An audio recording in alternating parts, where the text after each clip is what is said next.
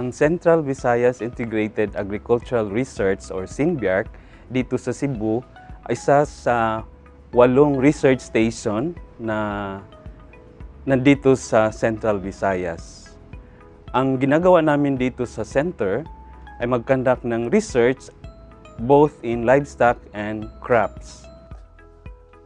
Ang focus commodity dito sa Central Visayas, vegetables and corn as well as yung rice. Aside doon sa livestock integration on vegetables, kaya dito yung mga CIPAR projects natin na 5 for the last year and this year, both are vegetable and corn based, of course with livestock integration. So, ang status po ng CIPAR projects natin na 5 is ongoing pa. Ang CIPAR project is an action research, no? Participatory, both the technician and the farmer. Now, ang isa sa nagiging ang consideration namin dito sa pag-design ng farming systems, una, kung ano yung traditional farming na kailangang i-improve natin, no? Pangalawa, yung resource base, kung anong status ng resource base, yung mga limitations, no? Ang Cebu kasi is generally rain-fed.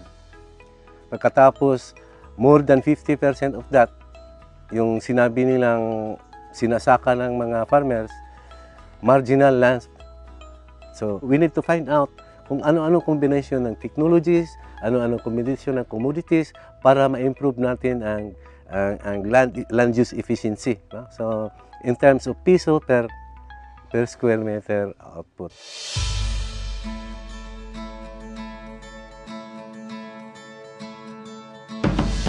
Ang objective natin is to increase ng income, no, ng farmer. At least 100% double.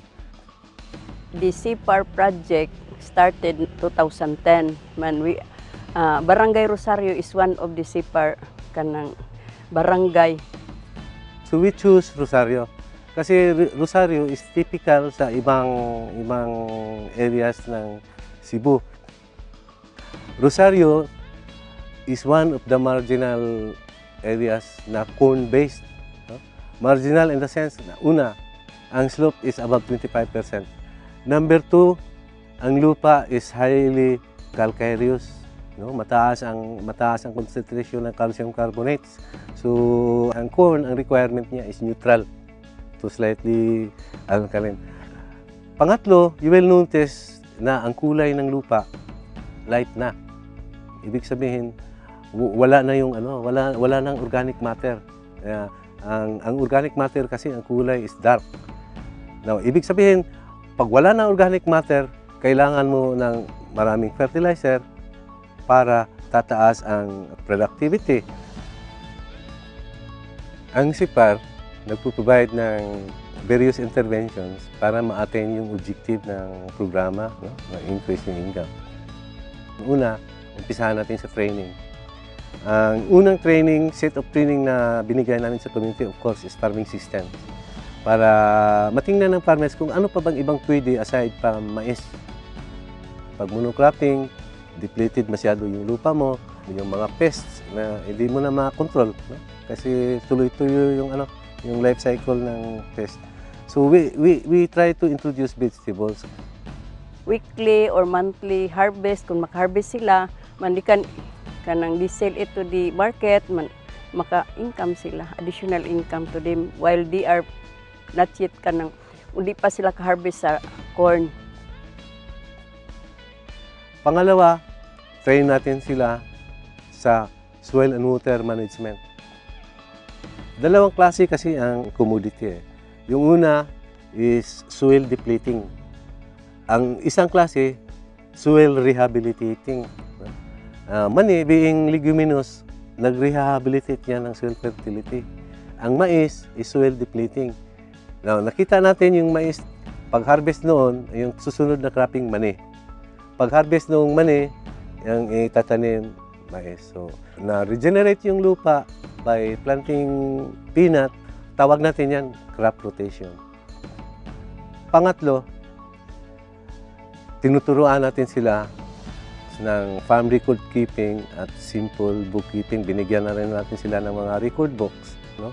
Para sila na mismo magmumonitor. Kasi hindi alam ng farmers na lugi pa siya kasi hindi siya nag-maintain ng record. Now, because we also integrate livestock, particularly small ruminants, into the farming system, tinuturuan natin sila animal health care and management, training them. And then because we also integrated vegetables sa farming system, tinuruan natin sila ng vegetable farming.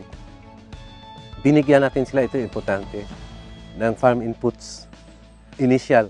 So ano yun?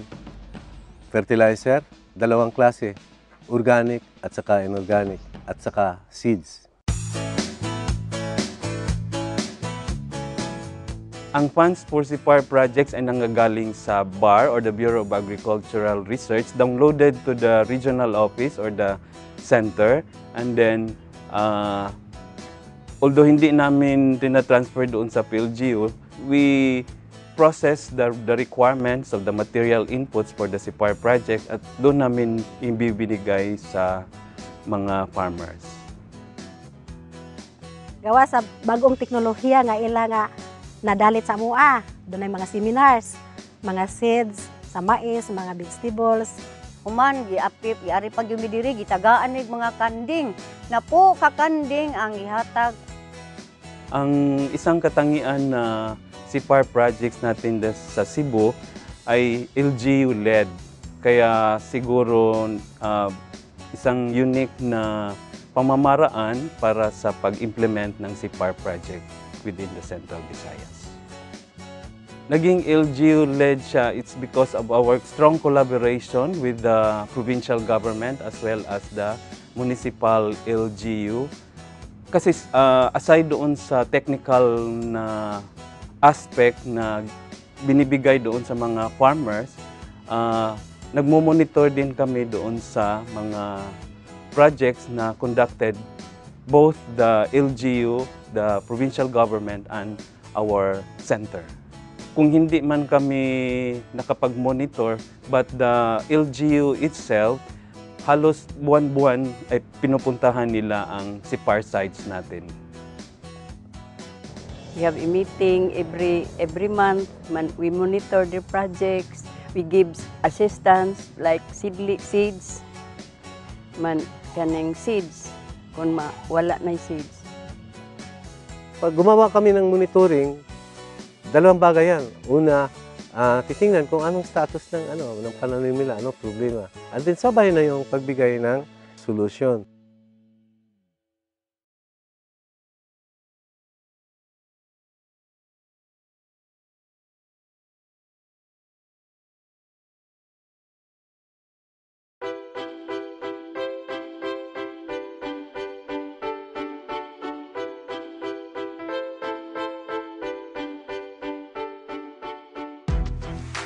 Naatin na natin yung objective ng programa na increase yung income,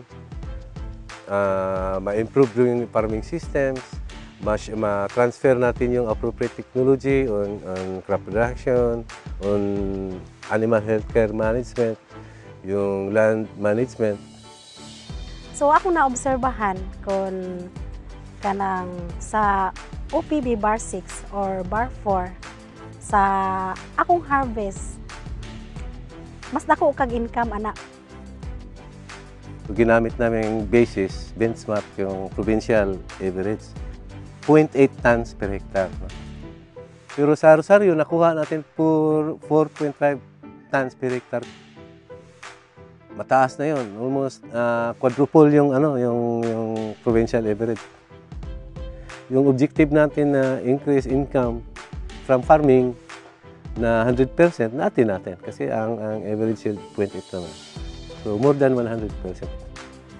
Aside doon sa nag-quadruple yung production ng income ng corn, meron na silang excess production sa vegetables. So of course, additional income.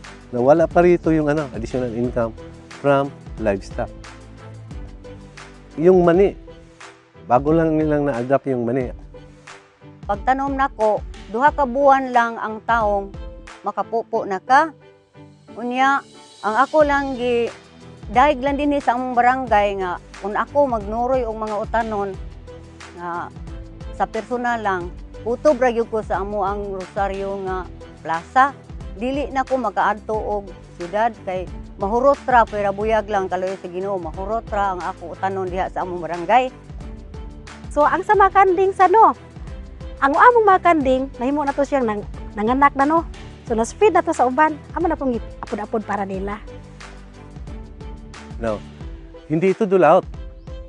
Binigay natin ito sa organization, pina-record natin sa treasurer, pagkatapos ito utang sa mga partner members, babayaran nila sa organization. Sila na nag-set ng interest, hindi na kami nakikialam, no? And then we require them to maintain kung sinong nagbayad, sinong hindi pa nagbayad. Nakita ko naman dito, in particular sa Rosario, sila na nag-set ng interest. Meron na silang CPAR 2, CPAR 3. Sabi ko, ano yung CPAR 2? Mga adapters daw. Adapters na medyo matagal na. Yung CPAR 3, mga bago. Hindi naman tayo nagbibigay ng bagong inputs. Doon na nila kinuha sa yung nagiging ruling fund na galing doon sa initial inputs na binigay natin. Yung income from goat, no? 'Di ba, magbabayad. Additional capital na yan ng association. Halimbawa, male. Ang instruction natin, ibenta, ilabas para maiwasan yung inbreeding. Yung proceeds from the sale of yung lalaking kambing, magiging pundo na ng association. No? Ang require lang naman natin sa kanila, yung halimbawa female, redispersal doon sa mga CPAR 2, CPAR 3, babayaran din yan sa association. Wala na kami naglisod sa amo nga kapital nga napundo sa among association.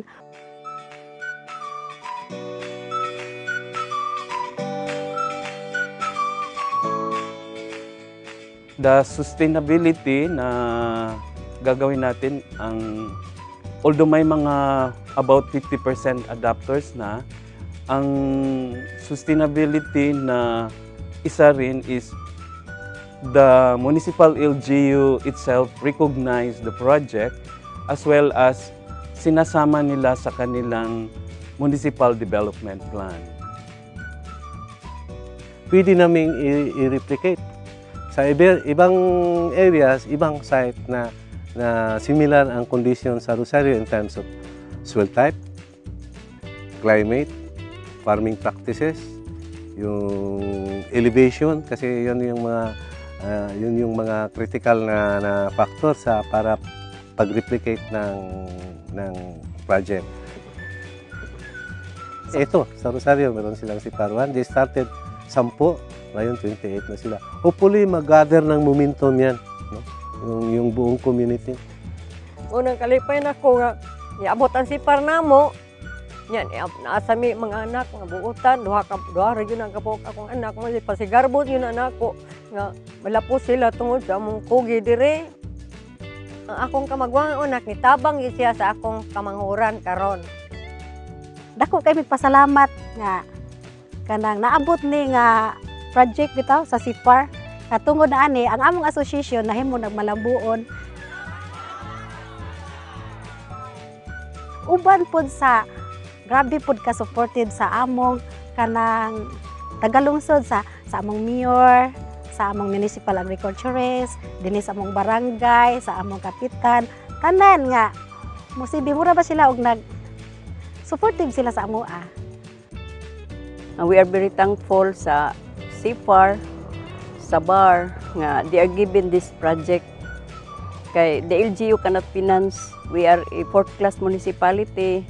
Man, the municipality has 15 barangays. Man, they cannot penetrate the budget for agriculture.